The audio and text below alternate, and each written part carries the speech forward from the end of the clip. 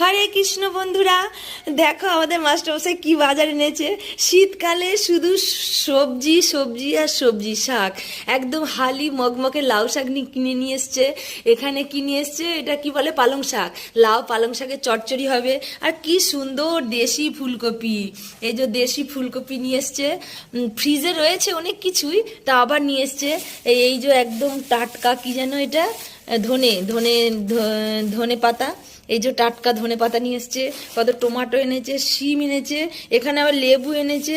মতলব কি শীতকালে যা যা পাওয়া যায় সব নিয়ে চলে এসছে। ফ্রিজে অনেক কিছু রয়েছে ভর্তি, কিন্তু আবার এই যে নিয়ে এলো। এইটার মধ্যে আবার কি আছে, পনির। মানে আমি বলেছিলাম না আমাদের বাড়িতে নিরামিষাশী আর আমিষাশী দুরকম আছে। যারা নিরামিষ খাবে তাদের জন্য যে এর ভেতরে পনির আছে, পনির হবে। আবার কিচেনে রেখে দিয়েছি মাছ, দুরকম মাছ আছে, একটা ছোট মৌরলা মাছ, একটা বড় মাছ, দুরকম মাছ আছে যারা আমিষ খাবে তাদের জন্য।